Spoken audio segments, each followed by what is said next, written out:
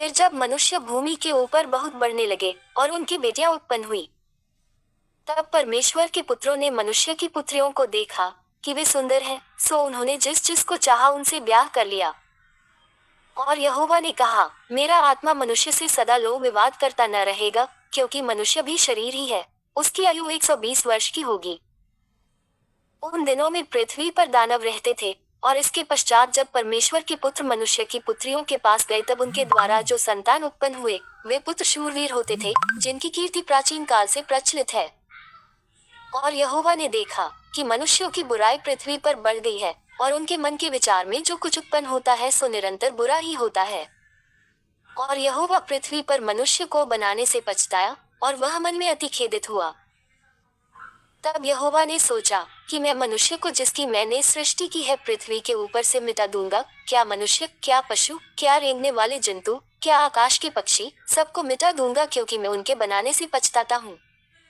परंतु यहोवा के अनुग्रह की दृष्टि नूह पर बनी रही। नूह की वंशावली यह है।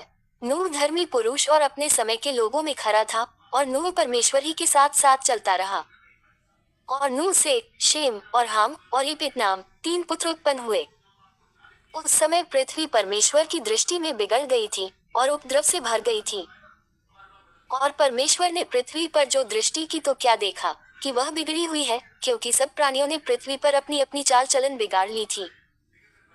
तब परमेश्वर ने नूह से कहा, सब प्राणियों के अंत करने का प्रश्न मेरे सामने आ गया है, क्योंकि उनके कारण पृथ्वी उपद्रव से भर गई है, इसलिए मैं उनको पृथ्वी समेत नाश कर डालूंगा।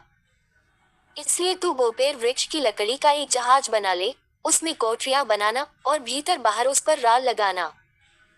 और इस ढंग से उसको बनाना, जहाज की लंबाई 300 हाथ, चौड़ाई 50 हाथ और ऊंचाई 30 हाथ की हो।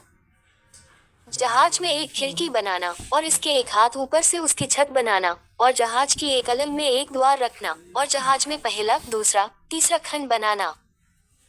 और सुन, मैं अब पृथ्वी पर जल प्रलय करके सब प्राणियों को, जिनमें जीवन की आत्मा है, आकाश के नीचे से नाश करने पर हूँ, और सब जो पृथ्वी पर है मर जाएंगे। परंतु तेरे संग में वाचा बांधता हूँ, इसलिए तू अपने पुत्रों, स्त्री और बहुओं समेत जहाज में प्रवेश करना। और सब जीवित प्राणियों में से तू एक एक जाति के 2-2, अर्थात एक नर और एक मादा जहाज में ले जाकर अपने साथ जीवित रखना। एक एक जाति के पक्षी और एक एक जाति के पशु और एक एक जाति के भूमि पर रेंगने वाले सब में से 2-2 तेरे पास आएंगे कि तू उनको जीवित रखे। और भांति भांति का भोज्य पदार्थ जो खाया जाता है उनको तू लेकर अपने पास इकट्ठा कर रखना, सो तेरे और उनके भोजन के लिए होगा। परमेश्वर की इस आज्ञा के अनुसार नूह ने किया। और यहोवा ने नूह से कहा, तू अपने सारे घर। यह प्रभु दी बाणी है। खुदा दा शुक्र होवे।